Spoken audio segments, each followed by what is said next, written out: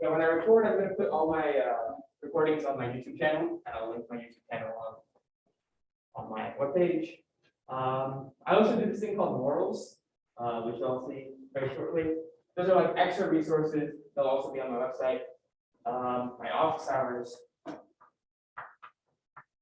They're in 10 11, so Friday 10 to 11 p.m. I don't remember the room. I think it's like 1.302. They're a GDC basement.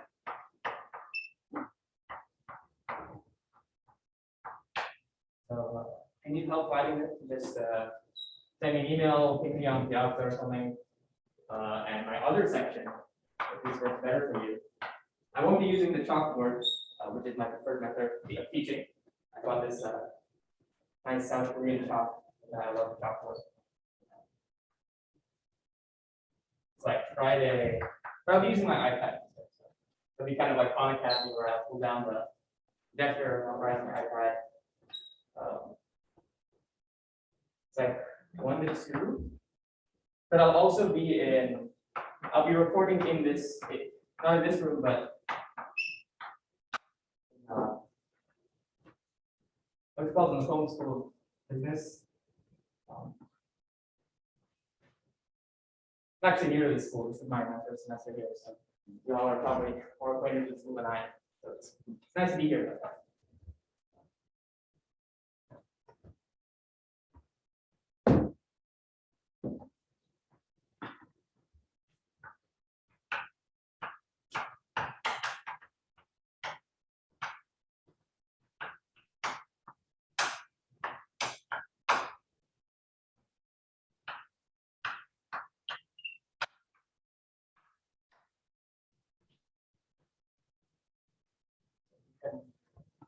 Go to Piazza and like pull up the discussion worksheet. It's also on Canvas, but I linked it on my post on Piazza. So for those of you following online, I am fortunate. Okay, there's a chat question here. It's going to be quite difficult, so I'll try to think of something better. But oh, take a picture of all those links. Okay, so all of them are on my Piazza post. So everything here is on my Piazza post, except for my email. It's just my first name dot my last name at UTexas. Otherwise, can like everyone online like hear me properly? Like someone want to say something? Oh yeah, we can hear you. Let me turn off my Discord notifications before we get like 1,000 of them later on. Okay, let's get started. Not cheesy, but just be yourself. Our entire recruitment process is just meant. Sorry, did someone say something online? No, I guess not. Okay.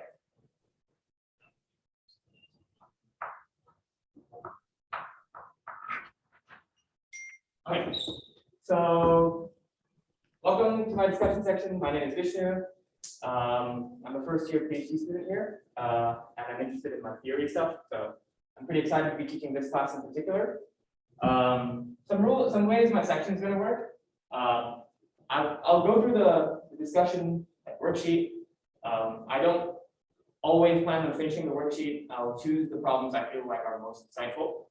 I'll skip around the worksheet and I'll add my own topics. So I'm a bit unorthodox the way I go through the discussion. I record everything and I put it on my YouTube channel. Again, that'll be linked on my website.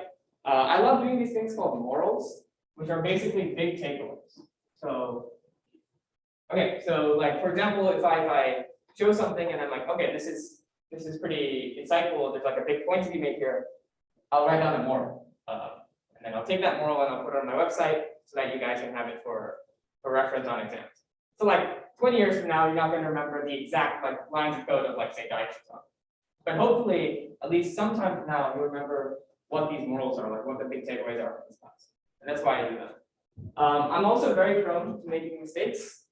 And so to incentivize myself to not make mistakes and to incentivize you all to pay attention, I have this thing called Smarties.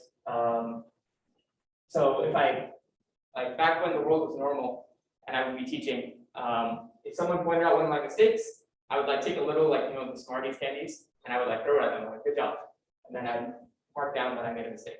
And then when I made like 15 mistakes over the course of the semester, I would bring cookies into the class. That's obviously not possible now. I definitely don't want to be throwing Smarties at y'all during a pandemic. One way to get fired. So like, if you guys get to like the count, which I will decide what the count is, I think maybe I'll just like Venmo y'all like the unit cost of like 2 Oreos or something. Okay, so this is important to pay attention. Okay, so other than that, I have office hours, but I'm always like, I don't know how long it'll take me to respond because I'll get busier as the semester goes on, but I'm always available through email. So first, default to Piazza, posting on Piazza if you have a question. But if you have a question for me specifically, or it's something like you feel like you don't want to post on Piazza, I'm always available on my email. Okay. Other than that, let's get started. So we're gonna do question number 1. Does anyone not have the discussion worksheet? Where is it? Yeah, it's you go to Piazza, right? And like the top pin post is like one by me. I linked the discussion on Canvas. So I'll give you all like a minute to get that open. But the idea is we're going to prove that a tree is a connected cyclic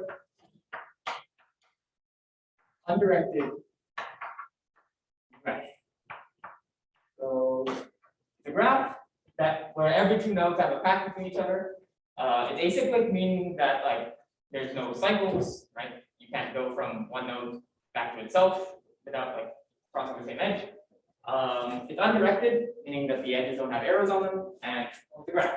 So we're going to prove that for every tree, the number of vertices is 1 more than the number of edges. So the number of vertices, so let V be like the set of vertices. Is everyone familiar with this notation? Like you have a set V, which is a set of vertices. The absolute value of V is like the size of the set. Let this equal to N, and let this number of edges be equal to M. We want to show, so this is something I've gotten from my first math PSI in undergrad, like WTS, when I write WTS, I mean want to show. Okay. So I'll write this a lot when I'm doing proofs because it gives us a direction. So we want to show that n is equal to n plus 1.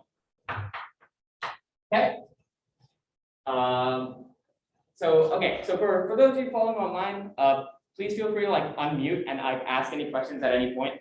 If I don't hear you, can one of you all like try to get my attention? If you hear something. Okay, thank you. All right. So then we're gonna do this by note. Okay. So we actually have our first moral here. Induction on graphs. When you have a graph induction problem, try edges or vertices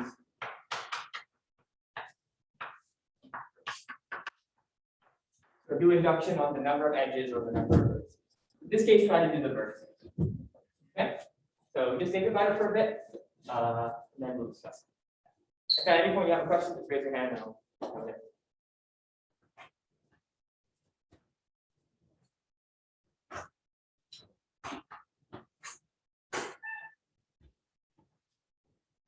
We're working on the first problem in the discussion.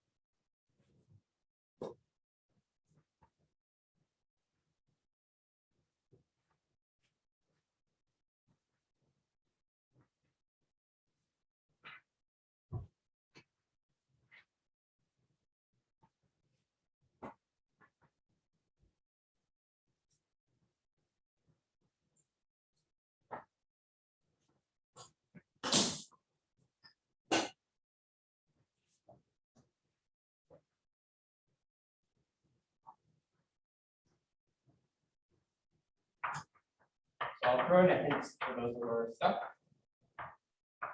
Show that every tree has a leaf. What does this mean? It means that every tree, like every graph, has a vertex which is connected to at most or exactly one edge. So for example, like this is like the graph, right? Okay, like these are not edges. This is just the graph is contained within here. A leaf is just connected to the graph like this. Okay, so the way you typically do induction on a graph is you assume, to prove the base case, right? You assume the inductive hypothesis. So like for a fixed n, the statement is true. And now let's consider a graph with n plus 1 vertices. I'm just solving the problem for you right now. But whatever. You take out an extra vertex or edge, okay? And then you apply the inductive hypothesis to the remaining graph, and you add it back, and then you start thinking. Okay? That's the blueprint for a graph. Now you see why I said do edges and vertices, because it's easy to take edges and vertices out of a graph. What do? You just delete this and then delete this. For an edge, you just delete this. If you want to change something like the degree of a graph, right? Do we know what the degree of the graph is? Okay. It's like, yeah, the degree of the graph is like the max number of edges that any vertex is connected to. If you wanted to do induction on the degree, we'd have to change all vertices that have that number of edges. And so that gets messy. With edges and vertices, it's pretty straightforward to like just change the graph. Just delete a vertex or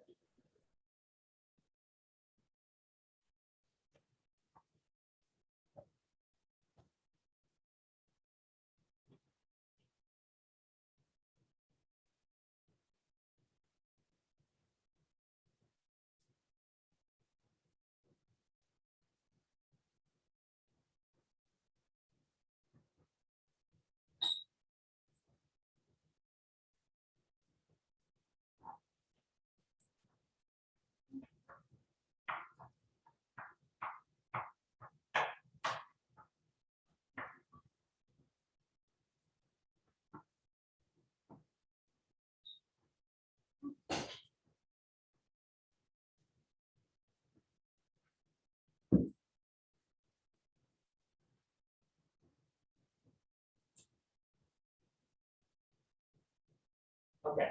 So in the interest of time, we're gonna kind of go through this. So I will leave a lot of like things as like an exercise for the reader. You're familiar with that, like infamous things that math people do. But I think that's just for I want to get to things that are more like forward to what we're doing here. So for this one, what I'm going to do is I'm going to like challenge you all to show it on your own, like maybe after discussion if you're looking for practice. Try to show this, and I will give you a hint for this hint, double hint. So try using contradiction, and we're going to get practice using contradiction today. So first of all, we're going to assume okay, there's always more than two. Okay, for a graph. Otherwise, like a single vertex, we're not really concerned about that case. So contradiction here would be every vertex. Every tree has a leaf. So at most, or sorry, exactly one edge. One edge. Oops. On a vertex. That's what a leaf is, okay? It's a vertex with only one edge. So contradiction here would be that every vertex has at least two edges, right? Why can't it have zero? Because we're connected. Okay? So contradiction would be saying that, like, suppose there existed a tree that had where every vertex had two edges. Okay, basically what you want to show then is that this leads to a cycle. And that contradicts the acyclic portion. Okay? So that's the proof here. And I think it's good practice for your kid. You'll have no shortage of extra practice problems in my discussion. I love to just throw, especially the difficult ones, because I feel like that throws you best of it. Anyways, so the proof here, okay, we know that every vertex has a leaf, which we'll show in your own for practice, and just feel free to post on the piazza if you have questions about that. Okay. So the proof here is what's the first step in any inductive proof? Base case, yeah. Of course, you could show the base case at the end, but that's just chaotic. And, okay, so what's the base case here? How many vertices? 2, yeah. So what's the only possible graph on 2 vertices that's connected? Okay. Well, it's connected, acyclic, and the number of edges is 1, and the number of vertices is 2. So n equals 2, n equals 1, and we have our base case. Okay? So inductive hypothesis. Pay very close attention to this. I saw a question on Piazza. This is one of the most common sources of mistakes for inductive. What you can say is assume for all graphs, or for all n, like all graphs of size n, satisfy all trees of size n, satisfy n equals n plus 1. You don't want to say all n, okay? Because then you're assuming what you want to prove, which is one of the cardinal sins of mathematical proofs. What you want to show instead, okay? Assume for some fixed n.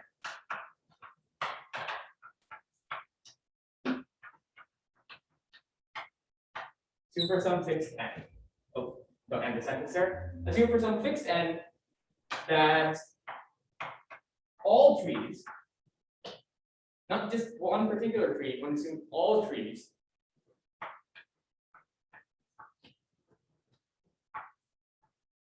with n vertices have n minus 1 edges. Okay? Now what we're going to do is the inductive step. It's called the inductive.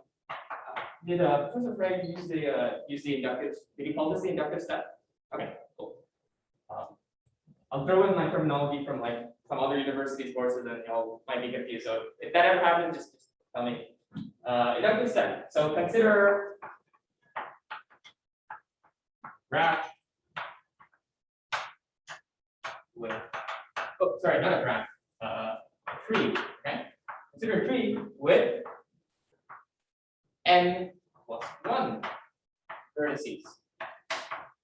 Okay. What do we know exists in that tree? What kind of vertex exists? A leaf, exactly. So remove. Now some graphs can have multiple leaves. So for example, see, this graph has 4 leaves. 1, 2, 3. Okay, and this is a tree as well. So remove. Which one should we remove? Well, it turns out it doesn't matter. So remove any leaf. The resulting graph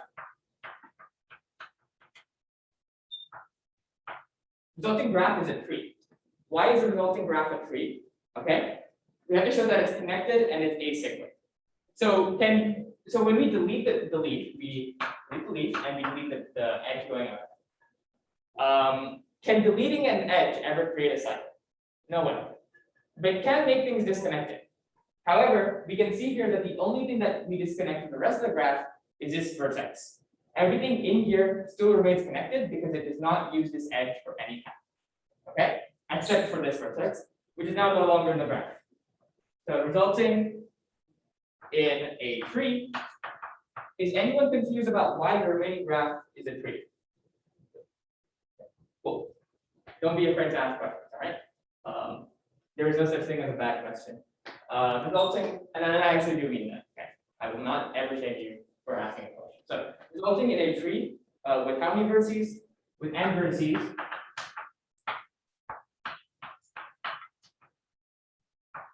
How many edges? N minus 1. Why? Because the inductive hypothesis. Okay? N minus 1 edges. You didn't understand. And n minus 1 edges. Okay? So adding that back creates a tree again, right? Our original tree, we add it back, now has n plus 1 vertices because we add that back. And this n plus 1 goes to, I'm sorry, n minus 1 goes to n. Okay? So adding back, we have these. I've not used a blackboard in over almost 2 years. So n plus 1 vertices and edges. And so now we've shown essentially that our statement P of n implies the statement P of n plus 1. The statement P of n would be for n, for all trees with n vertices, there are n minus 1 edges. Then my favorite part of the proof, we can draw this little square. Okay, so if you want to show to your grader that you've ended the proof, this is a nice thing. Okay, you can also write Q D D. Okay, I'll tell you what this means if you get smarty by the end of the day. Right? Okay, so any questions about this? Yeah. So I thought if you remove the leaf and then add it back,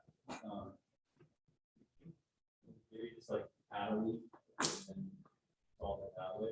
Since you and there seems to be having like based off of the. Yeah, that's a bit tricky because you can't assume that like that. Okay, I see what you're saying, but basically what you're starting from with the inductive step is you're starting out with the tree with n plus 1 vertices. Okay, so you don't start with the tree with n vertices, so you don't add an edge. You want to go from the n plus 1 to the n, if that makes sense. Okay, so that's kind of the reverse thinking of what we're doing. So that helps for the intuition, but formally you want to go from n plus 1. Right, you want to start with the thing that's n plus 1 and use the truth of like the n, the nth statement. Okay, so another moral is find whenever you're doing induction. Can you like in the front row see like this? If I write lower, it might be. I can't move this. Okay, whatever. If you can see, just let me know. So find the inductive hypothesis in the so what does this mean? Inductive step. We found in a graph with n plus 1 vertices, we found a graph with n vertices. Okay, and whenever you do like math, like algebraic induction, like not on a graph, okay, what you want to do is find the expression for n. Like for example, you proved that like n cubed minus n was divisible by 3.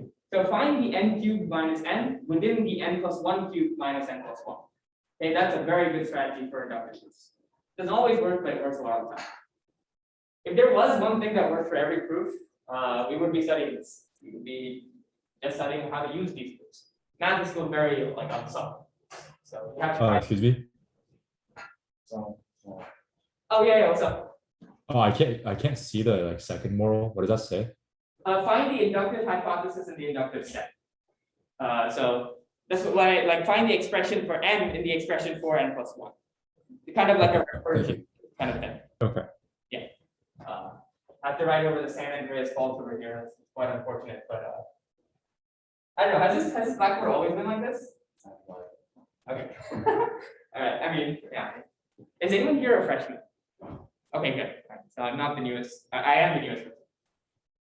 Okay. So so we're gonna skip question 2, by the way. We're gonna come back to it if we have time. But let's do question 3. I believe that's the one with the bishop. Okay. One statement about this. I know some of y'all might ask like, oh, but like I haven't played chess before, and I agree. Like it's not fair to give an exam question or a homework question where like it depends on knowledge of chess. So if I ever see this on an exam, right, on the draft of the exam, you can count on me to vouch for y'all and say like, okay, let's edit this before we put this in the exam. So you won't have to know anything special about cards, about chess, okay, unless we've already covered it in lecture. Okay, so just pay attention to what's in lecture and don't worry about anything else. Okay. So start working on question 3. And I'm just going to tell you now, I'm going to do something different where I don't give you the solution that's the official solution. Okay. So you can prove this by induction, but try arguing about it a different way, in a more straightforward manner. Can you raise the left side?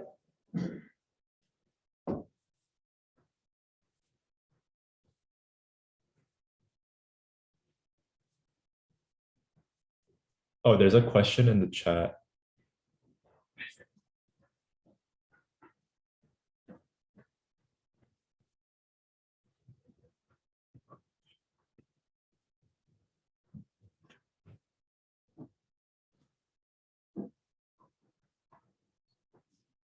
No, it should be n edges actually. So, yeah, n edges like does make sense because like basically we want to show that m is equal to n, okay, and where this n comes from. Okay, the question was should this be an m and r? This n is actually this n minus one from like from here, and then you add a one because you add the n.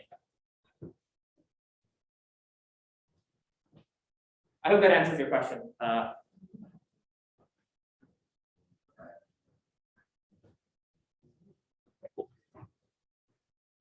Yeah, I'm sorry about this chat thing.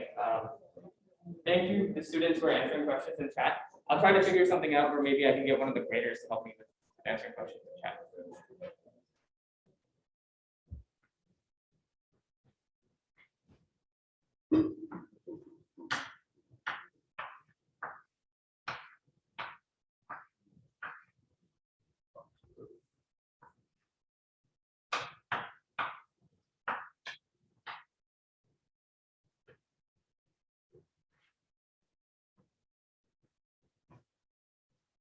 Okay, so here's where I was going with this.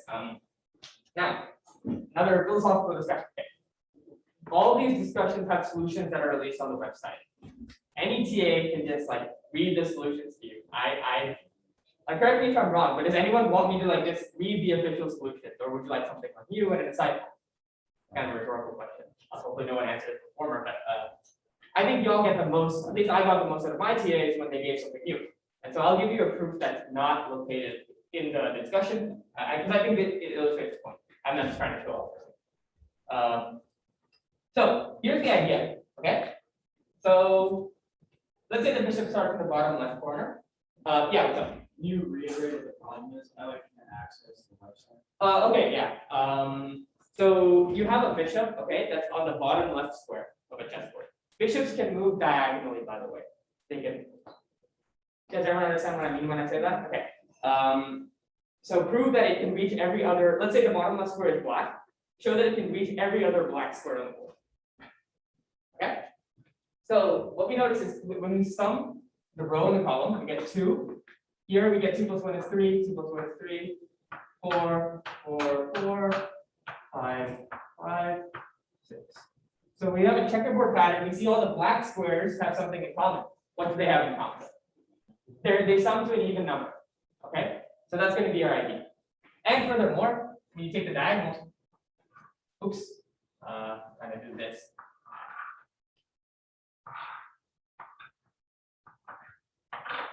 Diagonals are all the same number. Okay, 2, 3, 4, 5, 6. They're all the same number. So what you do is we want to show, okay, the proof here, okay. Start at A11. Okay, let's say we start at A11 means the square, that's the first row in the first column. Okay, and 1 to reach. Okay, so what do you want to show? We want to show can reach any A sub xy, but not any A sub xy, an xy which is a black square, right? What does it mean to be a black square? What is true about x and y? Where x plus y is even, okay? That's what a black square is. Every black square is even, and every even square is black. So what we do here is, so let's say we want to reach this square. It's like, what's the sum of the row and column? It's 4. So what we do is when we start A11, we go to the middle diagonal, or the middle square on that diagonal. So this is A22. And that's no coincidence. So the first step is we go to, okay, so let's do some notation here. Let's let K equal x plus y over 2. Okay? The first step is go to A, K, K. Alright, we go to A, K, K. And how do we know that this is not a like A 1/2, 1/2, which is like not even on the chessboard? Well, x plus y are even, so we can do that. Okay. So we go to a sub kk, and then what do? We go to a sub xy.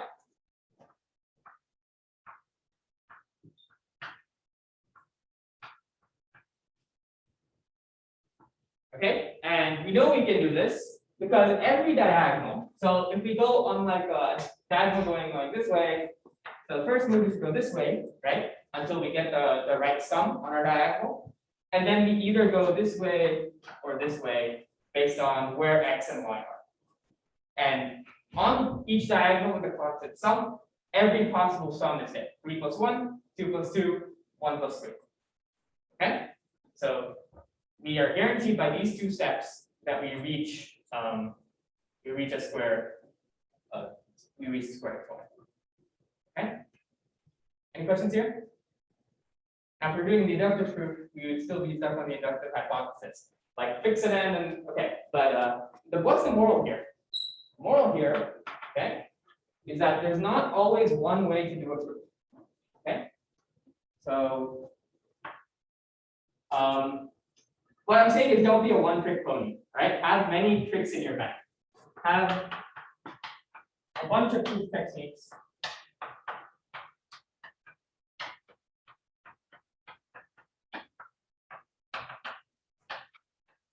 At your disposal.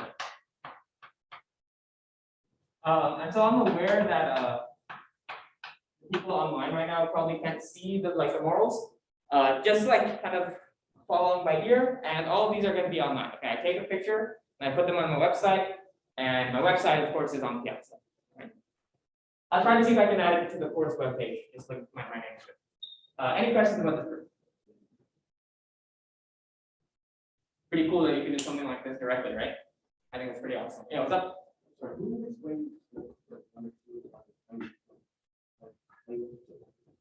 I'm sorry, I can't. Oh, from step 1 to step 2. Oh, yeah, okay. So, for those of you who have played chess, right? You know, maybe I'm not even talking about. So how would you reach this square, for example? Okay. Well, you go here, and then you go here. So the idea is to first get on like a diagonal piece connected to the bottom left corner, where like the sum of the row and column is the sum of the row and column of the target square. And then you can move like either this way or like this way. Okay? And that's what the step 2 is. Step 1 is to get on the right diagonal. Step 2 is to get on the right spot in that diagonal. Okay? All right. Any more questions? Chat? Or not chat, but voice. I feel like I Twitch streamer talking to chat. By the way, I did actually, so I went to undergrad in the Bay Area, and it was like on fire a lot. So we had like schools closed down to smoke, and so I did actually Twitch stream one of my sections. It was pretty bonkers. But anyways, so how do you do, fellow kids? Okay, so let's go to question number 4, which is it's the one with the tiling, right? So you basically have another chessboard.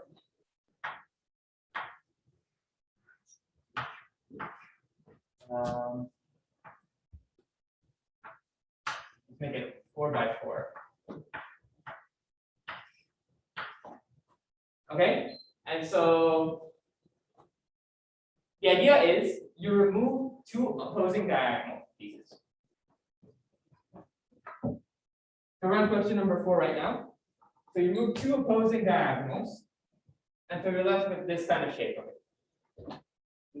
The idea is to show that no matter what tiling of dominoes you have, right? So when you place dominoes on the chessboard, such that like one half of the domino is on one piece and the other half of the domino is on an adjacent piece, either top, down, left, or right, and no 2 dominoes intersect at any point, that you can cover the entire chessboard. Okay? So what we're trying to show is that that's impossible. You can't, for any tiling of dominoes, hope to cover this shape. You can, of course, cover, like if it was a whole chessboard, you just put one domino here, one domino here, one domino here, and then the top row. But when this happens, it's impossible. So what you might try to do when you show this, okay, is you might try to say, okay, let's try tiling it, and let's see what happens. Oh, we run into a problem here, but you have to consider like every kind of possible tiling. And that seems kind of cumbersome. So here comes in our fourth moral. So when the proof seems kind of cumbersome, or the argument seems, contrived or like not really, doesn't seem to work, but you have kind of the intuition, try contradiction.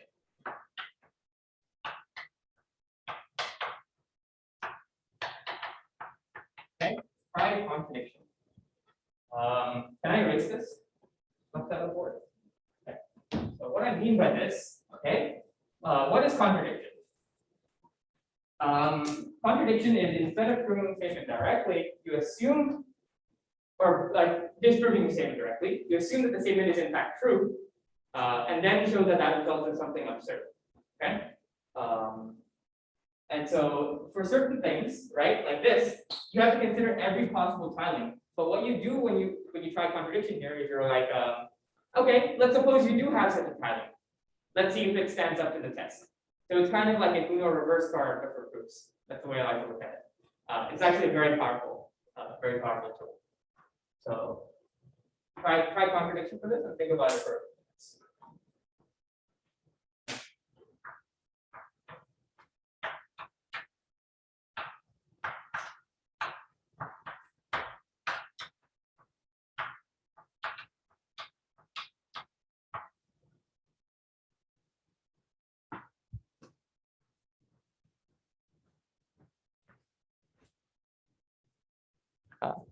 Chat likes my jokes. Okay, good. Okay.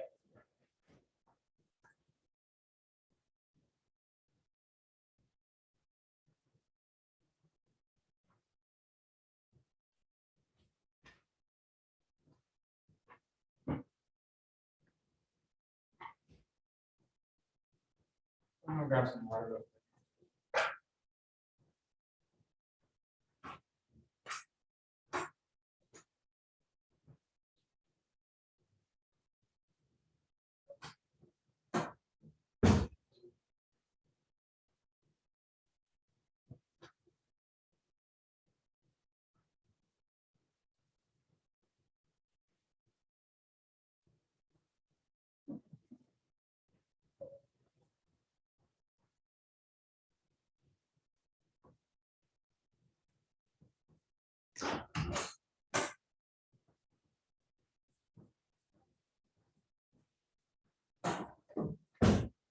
You want a hint? Consider any domino and the squares it lays on, and then consider the squares that are missing here. What color do they be? Okay. What is their color with relation to each other?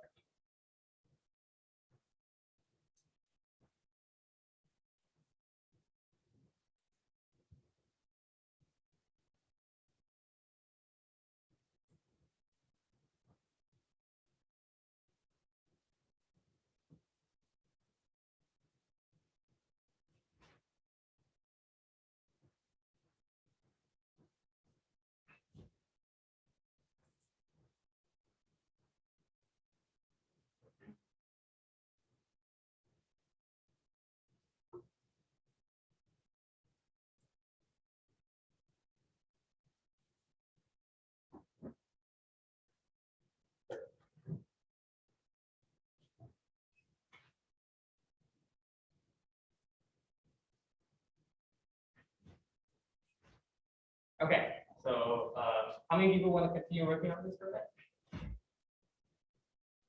I don't know if I did, like just put something in the chat. Do you want to continue working on it? Okay, I think we're ready. The proof by contradiction. So let's answer my hint. What do I mean about the colors of the chords? So let's say, okay, I'm going to throw in another useful tool for proofs. W low without loss interact. Has anyone seen this before? Okay, have you? I don't know what the chord sequence is like. You take discrete math, right? For this, has the professor talked? Okay. Anyone want to talk about this more? Yeah, I don't know, like, Okay. I understand like what you mean, but the professor did that in another class, and I don't really understand how you're just able to say that. Yeah. Okay. Valid. Right. So I mean, so the color doesn't really matter in the context of the proof that much. Okay. So basically the problem is the same if the corner of the chessboard is black or the corner of the chessboard is white. You're still worried about tiling the same shape, it just looks kind of different right now. Okay, the color doesn't really matter all too much. But without loss of generality is saying that like when there's symmetry in a problem, let's impose some structure. Let's assume that it follows this structure just for the sake of an easier argument. So without loss of generality is never really needed in a proof. It just makes things a hell of a lot easier to explain. Okay? Without loss of generality. Assume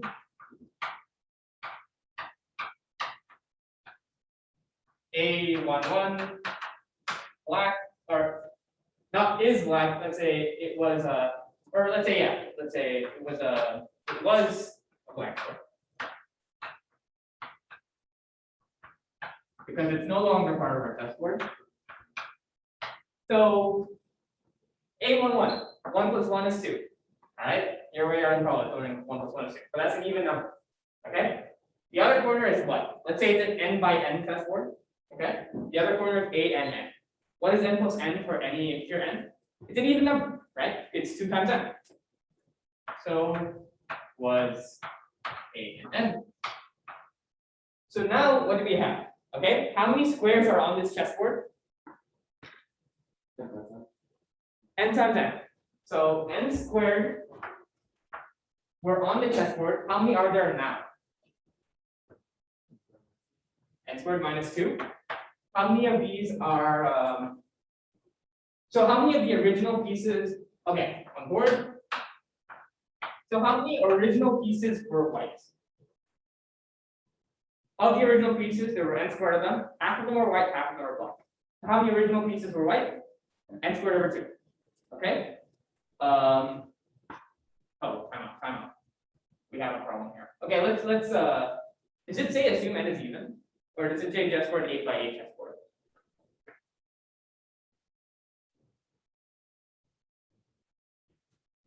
Okay, so I mean, first of all, for an odd chessboard, it's impossible to have a domino tile. Why is it impossible to have a domino tile?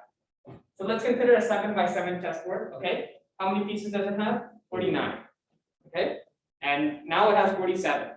Each domino covers 2 tiles. Is there any way to like put dominoes such that it cover 47 tiles? No, and that's the spirit of the argument here as well. Okay, so we can assume that n is even.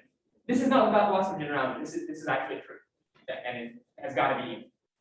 So n squared. So n squared over 2. Not only used to be white, we haven't removed any white pieces, so they are currently still n squared over 2 white pieces. White squares, not pieces. And how many black squares are there? Well, there used to be n squared over 2, but now we take it 2 away. So now there's n squared over 2 minus 2 black squares. And so consider any placement of a domino. Let's say this is a domino here.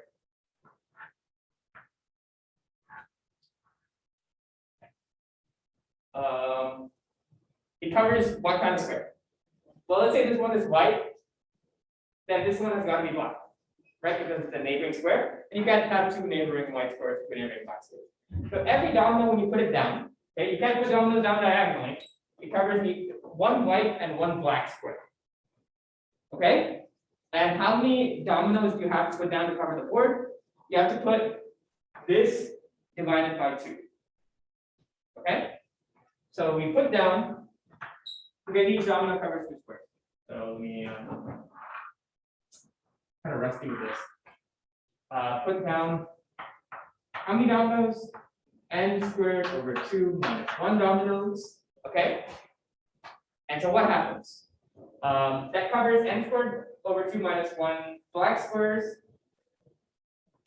But there's only n squared minus over 2 minus 2 black squares. Okay? So basically what we're saying is that we have to put down this many dominoes and we have to cover every black square. But in putting down this many dominoes, we cover 1 extra square that should have been blocked. In other words, our domino is hanging off the edge of the board where a black square should be.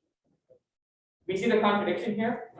Every domino covers 1 black and 1 white square, but we have more white squares than black squares. So there's no possible way that all squares can be covered by any number of dominoes without some dominoes hanging out the edge of the board. Okay? Yeah. So is the fact that every domino has to cover a black and white square, is that a like without loss of generality thing, or is that something you have to show? It's not without loss of generality.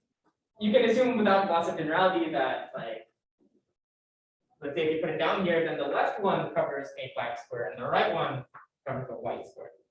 That might be without loss of generality, but it's something you can argue without saying without loss of generality.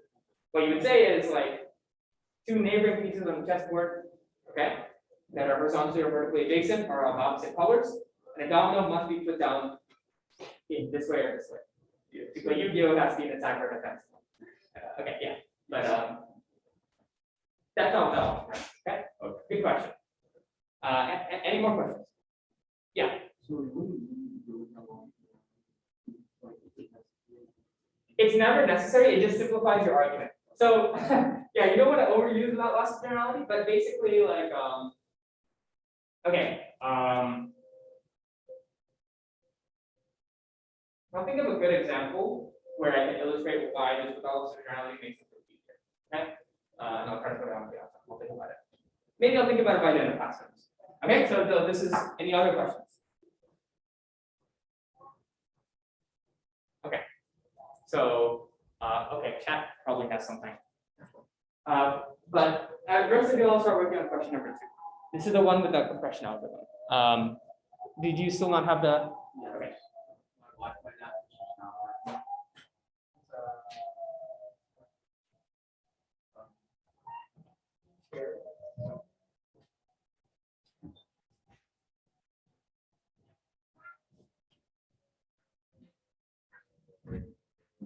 Yeah, so the people want me to print out the sheets. So, like, show hands, how many would think that's a good idea? At least one person thinks it's a good idea. I'll print out about, let's say, like 20 worksheets per class. Okay.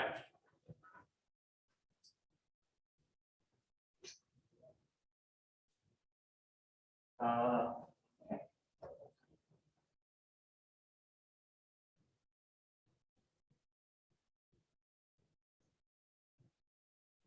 Is the proof done? Oh yeah, sorry, this proof is done. Yeah. My bad. So our argument here was that whenever you put down any domino, it covers one black and one white square. You want to cover all squares and no like hanging off the side of the board, but there are more white squares to cover than black squares. So there's no situation, right, where you put down like a certain number of dominoes and you cover both an equal amount and all squares. Oh, Okay. gotcha. Right, so Yeah. contradiction. And if you want to do the fancy symbol for contradiction, this lightning symbol is in literature, a lot of times people say, oh, there's a contradiction.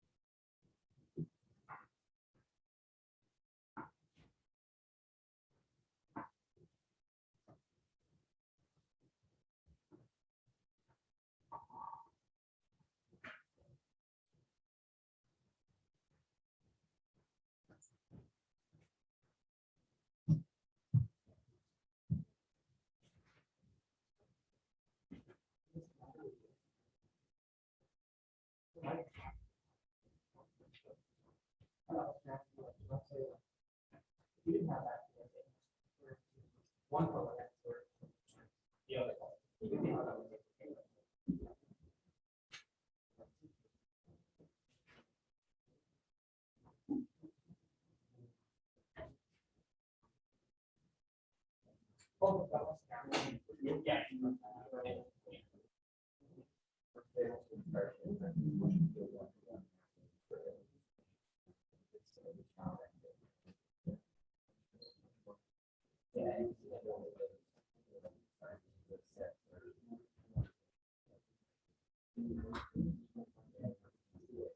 Oh, not that it can only be flat. It wants to be all flat. Yes, not just that any square that reaches. They're not, they're converse.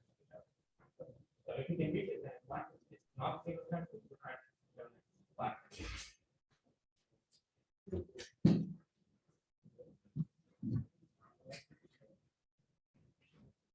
Okay, so let's talk about this. Okay, so compression algorithms. I don't know too much about the syllabus of this course, so did we cover? Did anyone know if we cover like Huffman coding? Oh, Oh, you did. Okay, so you've seen compression algorithms before? It's been a while. Okay. All right. Yeah. Okay. So yeah. So Huffman coding is an example of a compression where we take large. Sorry, guys. Okay, we're gonna. Okay. So let's say we're gonna. So what does it mean for a compression algorithm to be completely compressing?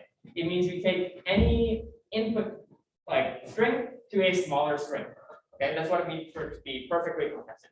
We don't ever take a string to something that's let's say as small. Okay, so let's say so the theorem is that no algorithm is compressing and lossless. So you have a definition of lossless in the worksheet. I'll say that an equivalent definition of lossless is you want to compress it, you can decompress it by some procedure, and there's no ambiguity about what you're decompressing into. Okay? That is, you can always recover the original string by decompressing your compressed string. So let's say we have like some proof. How are we going to prove this? Anyone have an idea? You had to show directly that for every algorithm, okay, let's consider this possible algorithm. Okay, well, it's either non-compressing or it has some kind of loss. Okay? Yeah. So for it to be lossless, your compression function has to be vertical. Yes, The yes. inverse function has to be a one-to-one mapping from the range to the domain. Yeah. So, but since for it to be compressing as well, that means the range, all your possible outputs has to be strictly smaller than, which means that you're going to be mapping down. So at least one of your compressed inputs, or at least two of them have to at least go to a single output. Yeah, exactly. Yeah. Right. So that is correct, actually. Yeah. So now we're going to articulate that formally. So what we're going to show, okay, is the point I was getting at, right? You have to show for every algorithm I can consider, I'll either find some loss in compression or some loss in the lossiness. Okay. And that's kind of annoying that you have to consider every algorithm. So what did I say to use when you kind of encounter this kind of problem? Contradiction. Okay, you use contradiction. So contradiction. Sorry, by contradiction. Okay, so we're going to prove this by contradiction, and we're going to say that assume the algorithm is compressing and loss. Okay, so let's consider like length true bit strings 0, 0, 0, 1, 1, 0, and 1, 1. Okay, and so we have to compress down to 1 bit string, length 1 bit strings. So we compose like down to 0 and go down to 1. Okay, and so the algorithm maps every one of these to every one of these. Okay, might even map one to the empty string. The empty string. Okay. And then we have to map it like back to these. So 0, 0, 0, 1, 1, 0. So this is the compression, this is the decompression. Okay. So perfectly compressing means that it maps every one of these to one of these. Okay. Without loss of generality, there it is again. Let's say this goes to this. This goes to something, like this goes to something, and this, let's say, goes to one of these. And here is something called the pigeonhole principle. Okay. I don't know if you learned this in discrete math, or you learned it in discrete math, right? All right. So I'll reiterate it. If you have say if you have n pigeons, okay, and each of them flies into one of n minus 1 holes, then there's at least one hole with at least 2 pigeons. That makes sense intuitively, and that's why it's called the pigeonhole principle. There are 4 pigeons and 3 pigeonholes. So one pigeonhole must have at least 2 pigeons. And so when we try to decompress it, there is ambiguity. Okay? And so therefore we assume that this algorithm was both compressing, perfectly compressing, and lossless. And here we encounter a problem. What is that problem? It's that it's not lossless because the 0 compressed string is mapped to 0, 1 or 1, 1 by our diagram over here. Okay? And so that's a contradiction. We also have an algorithm that's somewhat compressing, like on average, but not perfectly compressing. What you might do is say this goes to 1, 1. And then you can just not compress one of the strings. And then you have an algorithm that on average, so on average, what is the length of these strings? They're 2. And what is the average length of these strings? It's 0 plus 1 plus 1 plus 2 over 4, which is equal to 1. On average, it is compressing, but it's not perfectly compressed. Okay. So there's a lot of like hidden tips and tricks within the statement of the problem. Problems will be written such that you'll need almost every part of it. So it's perfectly compressing.